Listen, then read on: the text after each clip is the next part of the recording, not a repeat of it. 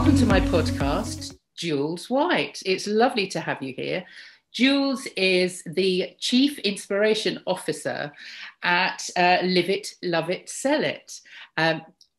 Book author. Give us some other titles that you like to go by, Jules.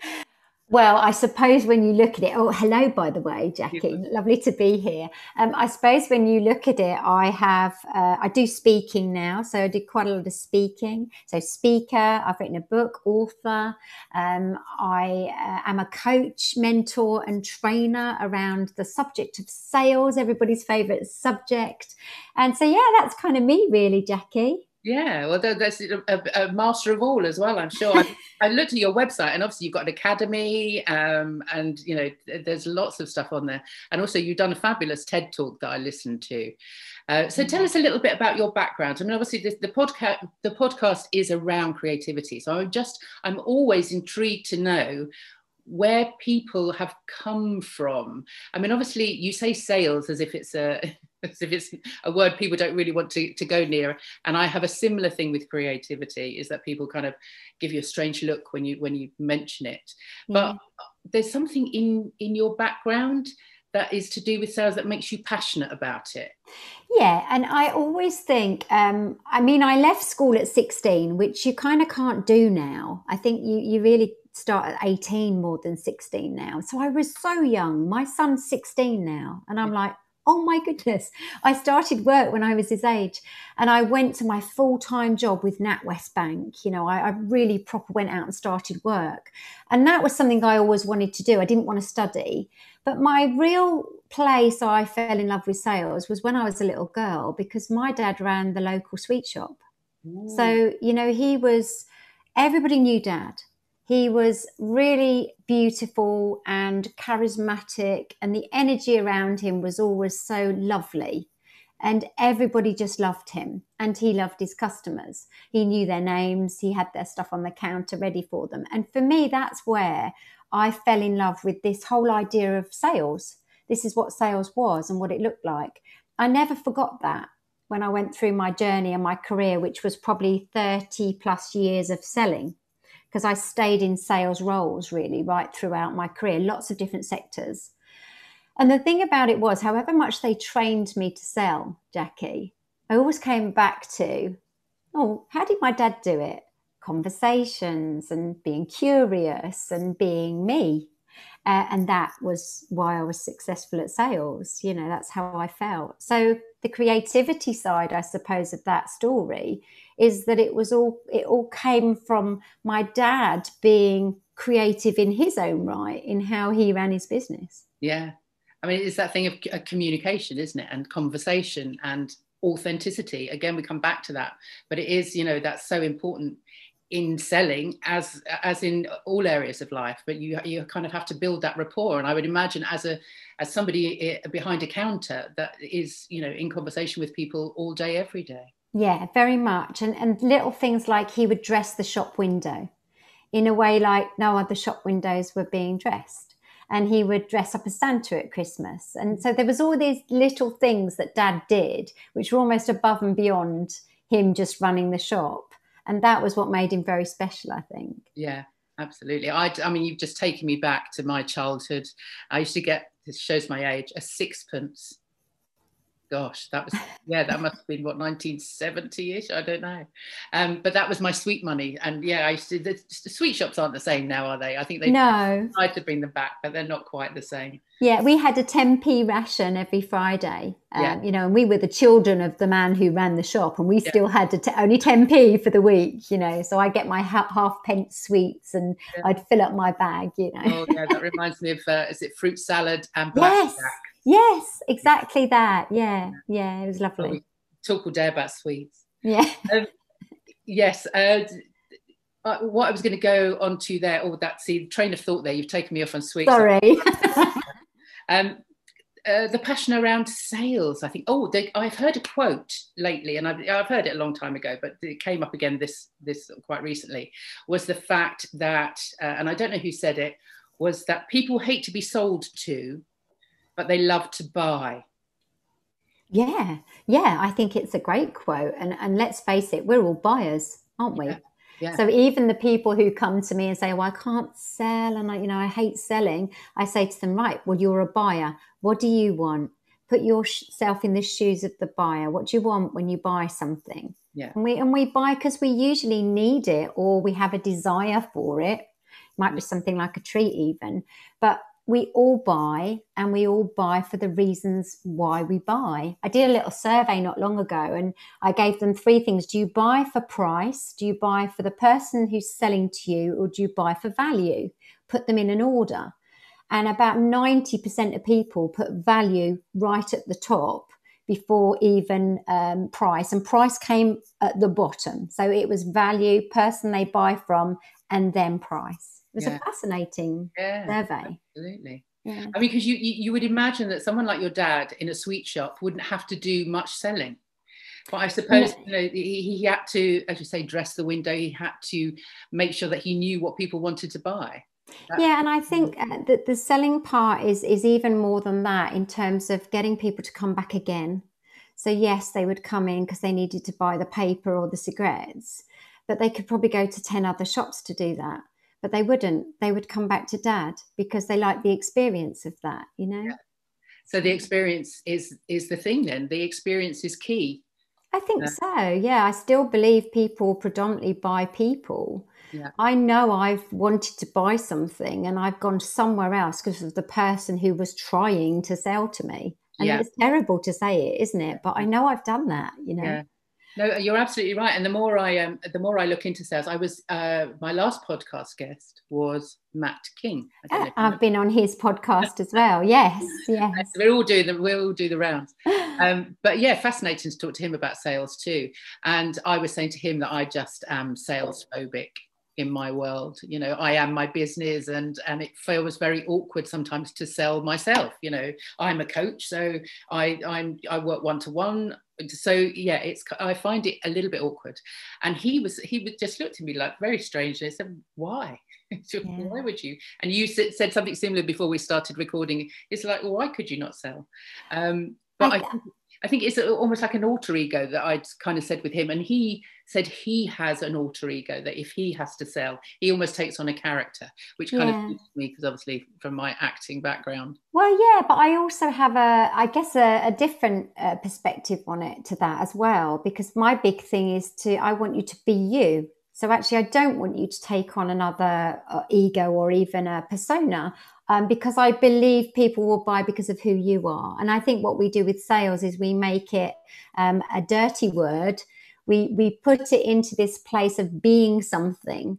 And so that's where all the fear starts bubbling up. Whereas if we just actually look at it as helping someone, giving something, that's a solution, instead of selling, it's a mind shift, and then you can just be you with it, which is the adorable bit and your greatest asset. Yes. Well, I wrote a blog not long ago, one of the ones that actually was read by quite a few people, more than normal, which was your story is your USP. Yes. And I know that you have something similar on your in your podcast or on your website, that is your human. Yes, so your UHP. So it's so fascinating that you've mentioned that, Jackie, because in training over the 30 years of being in sales, we were always taught USP was the most important thing, your unique selling proposition. Everybody would bang on about this. The phrase was coined in the 1940s. Can you believe that? So you imagine how much our world has changed. And now I believe USP is not as strong and effective as UHP, which is your unique human proposition, which is actually you, because there's no other you on the planet. No, so that's kind of where I really come from in it, as a being your biggest asset. Yes, and I think that's why people picked up on that blog, because they sort of, it is obviously the way that I'd phrased it, I used USP and I was thinking unique selling point. Yes. But I think because I put your story. Yes, that's the bit. The thing that people picked up on that, and it was that's really the bit. It's so important, that bit. Yeah, and it is that kind of sharing your story in order to build credibility and build trust and be authentic. And as you say with your father, that kind of that experience of being a customer in that customer salesman role. So going back to your story and using your story as your USP or your UHP, your unique human proposition, I'd listened to your TED talk, and that actually is you being very open and very authentic. How did that come about? How did you decide what you were going to put into that TED talk? Because certainly from when I've spoken to people about their stories and try to encourage them to share their stories and use their stories, people get very kind of, oh no, I can't do that. They're frightened of being judged or rejected, all those sort of things. So how did you come up with that TED talk? And yeah. So there's a great story to this, actually, which I will make a short one. And that is that I had 7 days notice for my TEDx talk. Okay, wow. Which is really different. Most people have a long prep time. I'm so glad I didn't have that, because I'm much better just being chucked in and having to do it. And for that reason, 2 reasons. One, I had such short notice, so there was no way I could really prepare something maybe that I had to learn more about, for instance.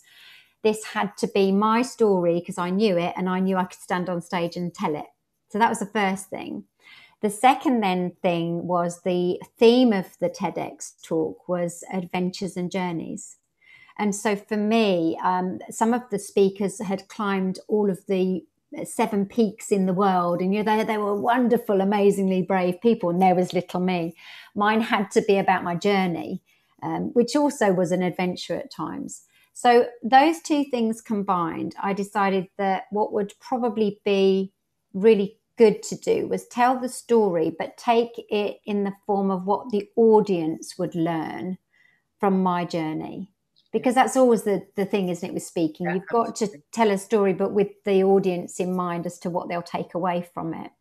So that's why I chose the journey from losing the business ultimately, which I had, which is the one I took in Dragon's Den, and what happened next. Because I thought, well, I kind of got back up again and survived it, so I may as well tell it in case it helps someone else. Yeah. And obviously your dad came into that story too, didn't he? So, very much. Yeah, and mum did at times as well, because obviously I lost my mum as well quite quickly, within 3 months. And she was, actually, my mum's been a big part of my story, but I talk about dad a lot. I always feel a bit guilty about that. She quietly sits in the background of my story. She was my rock, Yeah.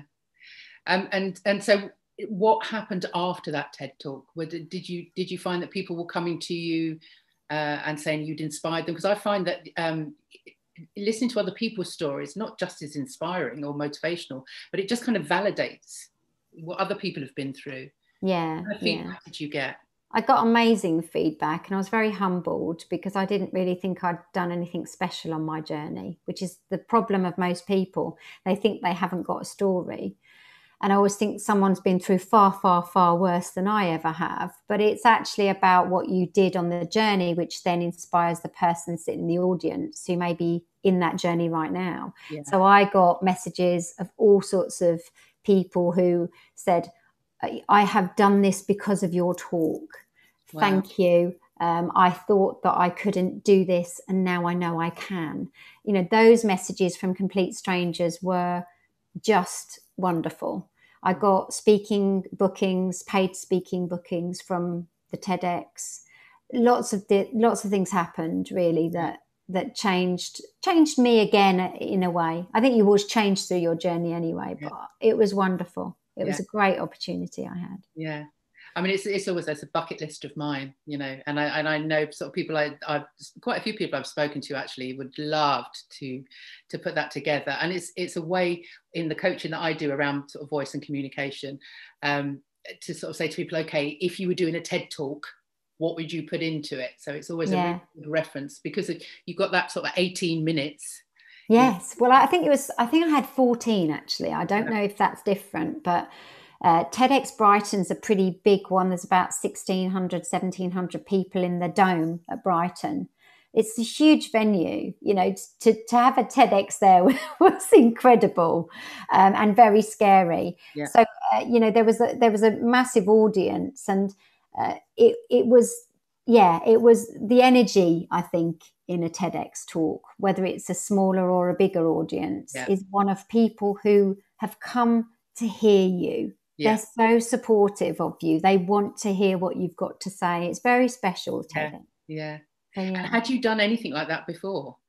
No, I hadn't. The stuff I'd done before was just after Dragon's Den, which was way back in 2005, when I actually got booked to be a speaker and paid to be a speaker with no idea of what I was actually doing. So I just used to stand up in front of these conferences and just tell the Dragon's Den story. Oh, okay. Like, Well, please tell us the Dragon's Den story. I'm dying to hear how it came about. well, it was 2005. So we're going back quite a long way. My son Sam was born on the 1st of January in 2005, New Year's Day. And 3 months after he was born, and I had already said to my husband at the time, who's now my ex-husband, I don't want to come back and work in your business, because that's what I'd been doing. I turned to him and said, I'm going to start a business.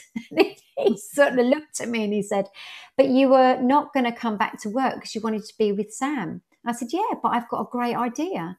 I could do parties selling baby products and take Sam with me. And so could loads of mums. And then we could socialize and we could have a purpose and we can try before we buy. Everybody loves parties. And this is the days, Jackie, when we were doing Tupperware, underwear, Ann Summers, everything. We went to a party to buy everything. But nobody was selling baby products. And it was like, why aren't they doing that? So I researched a bit more and I found out in 2005, 700,000 babies had been born. And I was like, oh my goodness. Well, there's my audience straight away. Times it by 3 or 4 for parents, grandparents, etc. So I got some products together that I thought were really beautiful. I made a catalogue, I made a website. This was all when Sam was 3 months old. I saw an advert on my computer that said we're looking for applicants for Dragon's Den. And when he was 5 months old, I was stood in front of the 5 dragons pitching Truly Madly Baby. Wow. I'd only had 10 parties. I'd turned over 2,700 quid and I had 6 consultants. I mean, there wasn't really a business there at that point. Oh, no, that's pretty good going, though. And this is also the days when there wasn't really social media. So we were on like Mumsnet, Net Mums, the forums on the websites. And that's where I marketed Truly Madly Baby. And these dragons were amazing, ruthless, all sorts. I was in front of them for 2.5 hours. Wow. Obviously, you don't see that. You don't. You see 14 minutes on the actual program. And Theo Paphitis and Peter Jones were bidding against each other to invest in my business, my little Truly Madly Baby business. It was surreal. And I went with Peter Jones on the filming, shook his hand, and he invested for 45% of my business. So I still maintained the share. That was May. We got in the back of a black cab and went home thinking Rodney will be millionaires. And we did not hear anything till September to actually say what we needed to do next. And that was contracts. Basically, they sent contracts through, which my solicitor looked at and said, please don't sign these. You don't need to. Right. Now, all of this time, Jackie, we still hadn't been on the telly. So actually got shown at the end of October, early November, just before Christmas, by which time we'd said no and we hadn't done the deal. Right. So it goes out on the telly. Everybody thinks you've done the deal, obviously, because that's when it was filmed. I had 2,500 emails that night into my inbox. People just went mad for Truly Madly Baby. And by Christmas, I'd got 60 plus consultants already onboarded and working. Yeah. And by year 3, I turned over 1 million and I was global inquiries. I was 432 consultants across the UK. It was amazing. But so on that night when those 2,000 emails came in, how did you handle that amount without the investment? I mean, I can understand if you'd have had that money in that investment, then you're ready to go. Yeah. But without that investment, how did you scale it like that? I literally spent, I think, the next 2-3 days answering every single email because it's kind of something I always did and still do now. It's mad, really, but I hate not responding to things. And that was special because it was from the program. So I literally answered all the emails. Then we started to get the applications, and I just worked 20 hours a day, 7 days a week, literally for 3 years with a small baby, because I just had to immerse myself in this, and I was passionate about it as well, but I was knackered, and I didn't realize until everything stopped, that I was so tired. So year 3 came, and we had a really successful business with no foundations in it. And here was the big problem. Yeah. So it took till then for us to say, we can't cope with this anymore. We have no stock systems. My dad at 76 was in the warehouse picking and packing with me, and his amazing brain was my stock taking system. Yeah. He was wonderful, but it wasn't good enough for £1 million business, So we had to have another level of investment really to put in what we needed. And my investor, who had been someone who I knew, who I'd played hockey with, and she saw the program way back and said, I'll invest.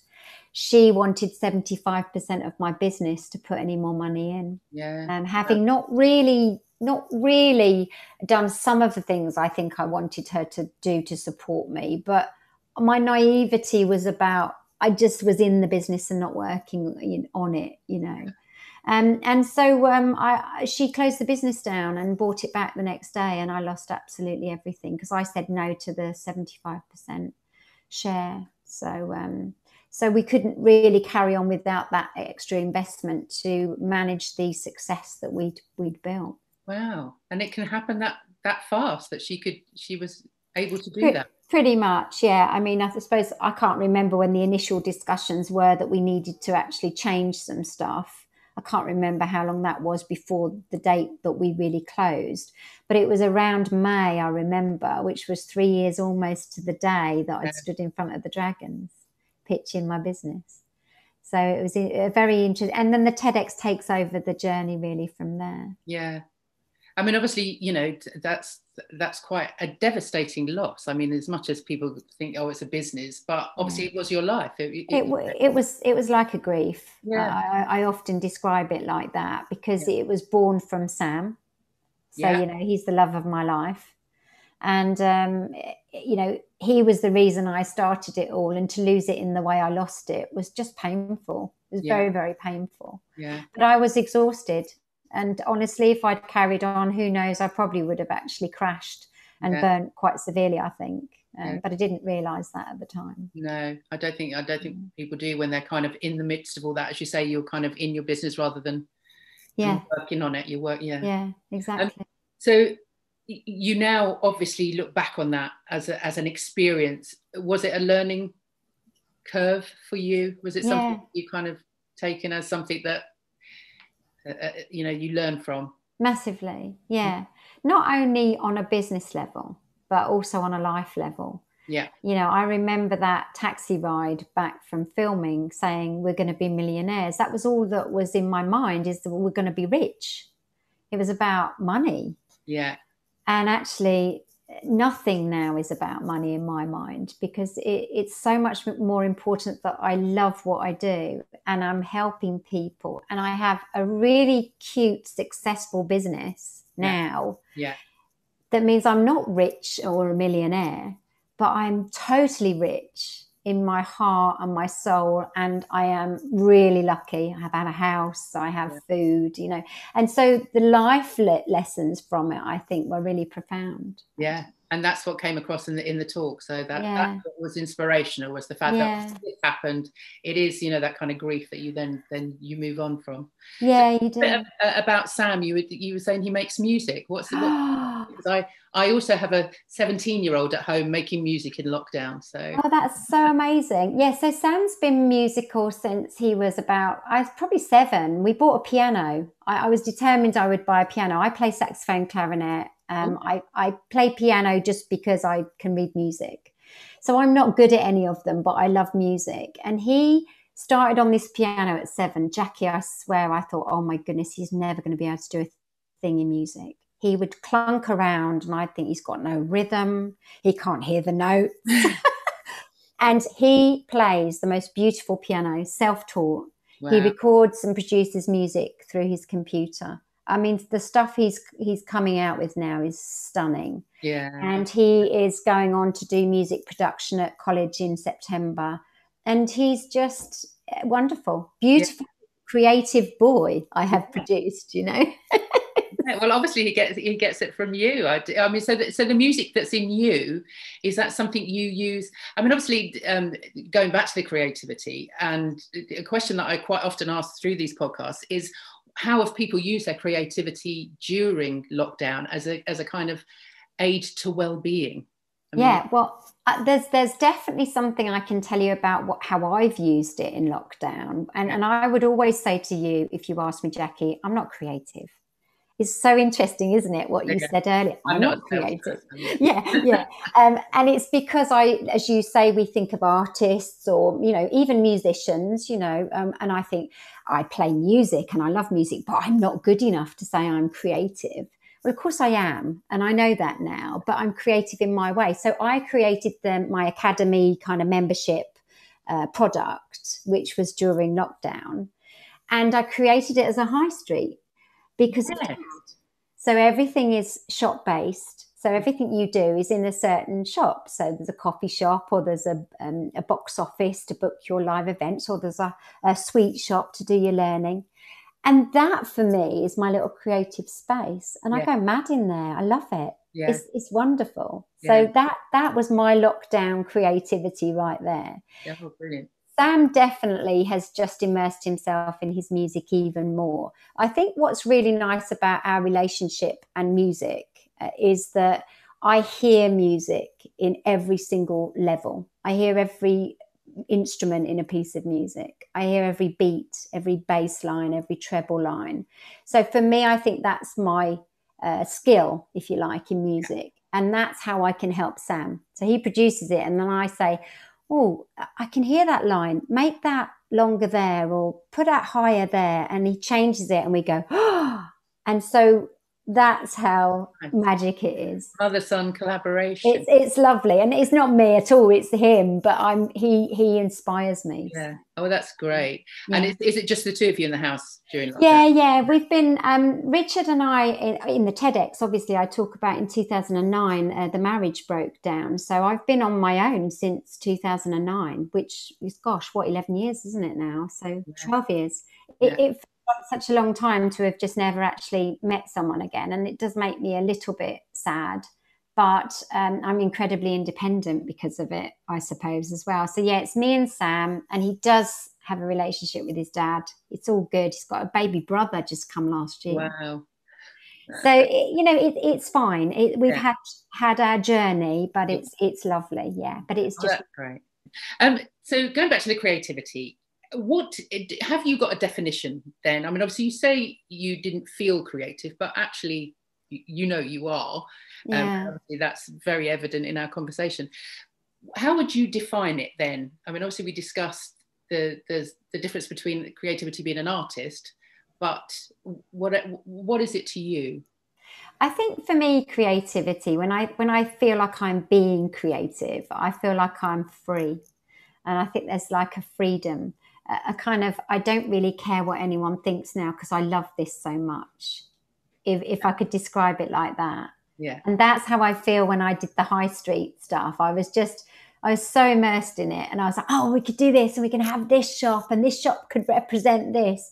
And it suddenly became not just about the offering of the product, but the wonderful creativity that went with it, and I was getting excited about going in, and I put Christmas lights up on the high street in this membership. I mean, I was going to explore. I saw it on the website, but I didn't click on the button. I'll have to go in and have a look. Yeah, and so it was all those little things, and then suddenly I think, oh gosh, I can theme this all year round. We can have Easter, and we can have Valentine's, and we can have Christmas, and that for me is just this freedom of me just going wild in there. It's this free space, So I think that's what I feel creativity is about. Yeah. And yes, it is about the process of getting lost in something, and you can just kind of feel your brain sparking with ideas, It's and without worrying about what other people think of it, because you love it so much, you're just gonna do it. Yeah.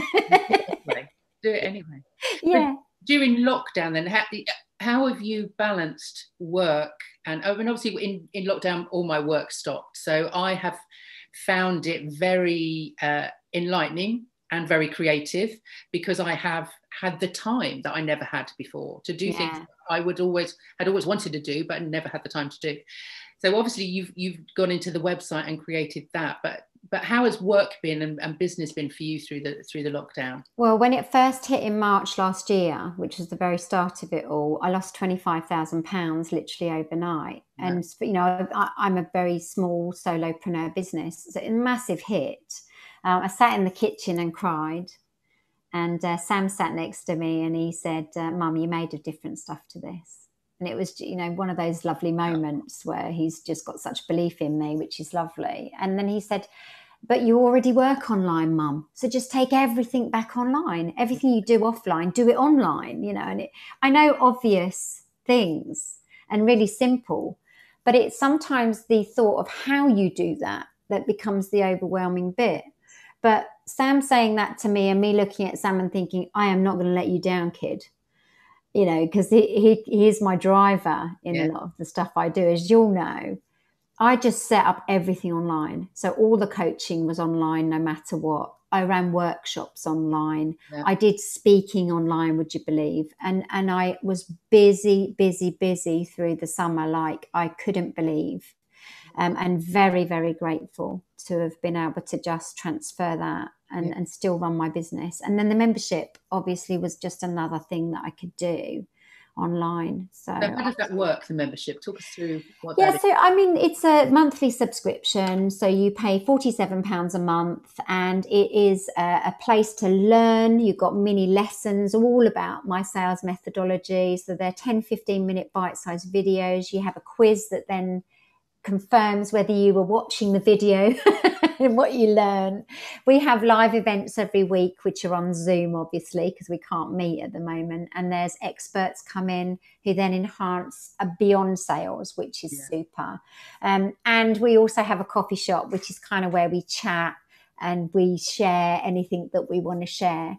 And so it's this lovely hub of connection, learning and belonging. So it's a real community that we're growing. And there's about 30 members at the moment. So it's not even huge. And I started it in September. But there's this lovely energy in there, you know. And so I do want to grow it. But it's not about getting thousands of people in it. It's about the community that we're building, which is beautiful. Oh, that sounds great. I'm going to go for a walk down your high street. do. There's a couple of videos on YouTube which are really easy to watch that just give you the idea of what it looks like. So it's all based on my website. So. Brilliant. So coming out of lockdown, when we eventually do, will you continue with doing a lot of stuff that you weren't doing before online? I think there's a lot of people have said that we will work in more of a hybrid manner when we come out of lockdown. And I think they're right, because I think we've seen the beauty of what we can do online and how far we can connect online compared to face. So my business will be a mix, I think. I feel like I may go out to do my coaching face-to-face, certainly in corporates, but my speaking is what I really want to do face-to-face again. You're going to know this from your background. It's nothing like it, is there? And I know I'm not an actor, I'm a speaker, but it's that same wonderful energy of being with a live audience. I'm the same with my workshops. I have taken them online and they do work to a certain degree. I'm doing an improvisation course starting next week. Wonderful. Online. Not sure how that's going to go. I love it. Looking forward to it. But to get back to be in a room, especially when you're coaching as well, I think, or teaching, you know, to actually have people around you to move. And I love improvisation and getting people to sort of outside their comfort zone, which is difficult when you're on a screen. It's hard. There's cues you miss online that you would get in person, you know, so it is harder to do it. But what I am loving is the fact that it can be global. Yes. Isn't that amazing? Yeah. I mean, I've been in Zoom rooms all over the world. Me too. Yeah, me too. Yeah, it's very special. And I think we have to really appreciate that if the pandemic has done anything, I truly believe it's brought us together. Yeah. I really do. Yeah, no, I do as well. And I think it has made people more creative because people have had the time to be more creative and they've had to You know, I believe that creativity is also problem solving. Yes. So, you know, there are so many problems that have had to be solved. I mean, Zoom sort of jumped into that space, but it's had to develop because suddenly, you know, everyone was using it. Yeah. So we're going to come out of this with so much innovation, I think, you know. Yeah, Really I hope so. Time. Yeah. I hope so. Tell me about bounce back ability. Is that to do with going through lockdown? It's also to do with my journey, I think, from losing the business. And when I was talking in my TEDx, I remembered that somebody had once said to me, well, Jules, you've got bounce back ability. I just remember being, what a lovely word. Yeah. and obviously, I always feel quite flattered if someone sees that I'm surviving, you know, and recovering, because internally it doesn't always feel that way, does it? No. And I started to think about the whole bounce back ability process and look at what were the things I did. And I created an acronym which is called BOUNCE, because bounce back ability is far too long, Jackie. So BOUNCE for me was the things that I really did hone in on. So breathe, look at opportunities, understand exactly what's going on, the necessities, also the choice, and then the energy. And that's what they kind of stand for as letters. And then I've built talks around that acronym. And I'm also now writing my second book, which is very much bordering around the bounce back ability theme. So. Yeah. Well, tell us a little bit about the book, because I mean, the love it, live it, love it, sell it, and the acronyms and everything. We'll come on to words in a minute, but just show us the book, because I love that. So this is my first book, I should say, because I am writing my second book. So this is my book. I hope you can see it all right. Live it, love it, sell it. How to win at sales with the art of human conversation is kind of the theme of it. For me, when I was trained to sell, as I said earlier, Jackie, it was awful. It was this whole process. It was scripts. It was, now you do this with the customer. Now you do this. And then and it was like, what if the customer doesn't want to do that? Yeah. So I was a bit. That's where people get that kind of, that's it, don't they? Yeah. So I think I was a bit rebellious. And when I went out to sell, I was definitely looking at, I loved what I was selling. That was the starting point. I just loved it. I was confident for that reason. I enjoyed who I was as a person, because I think I understood me, my values, my strengths. I am extrovert, to be fair, but all of that was really in this settled place. Loved what I was selling. Therefore, then I was curious about the customer, learnt to love who they were and find out what they really needed. And then I was able to create a relationship with them. Well, that's sales ultimately. So there was this sales road trip, really, that was something I was creating. And that was live it, love it, sell it. So it was like, live it, are you fit to travel? The sales road trip. Love it. Have you planned your route?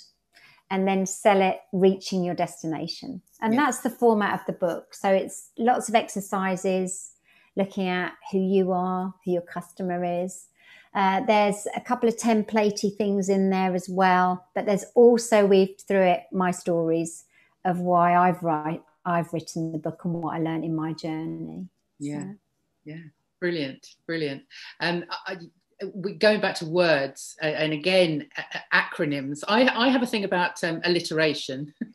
Creative conversations, Atticus arts is it is the kind of thing, isn't it? Like my threes, isn't it? Exactly. But your thing is the acronyms, and I recently listened to one of your podcasts on words, and spookily I had written a blog myself literally a week or so ago about words, and it's not what you say but how you say it.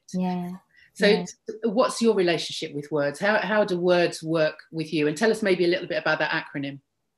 Well, I think for me there was I think because I've come from this trained sales background, we were told what words we should use, you know, and I say it in that tone because that's how it felt.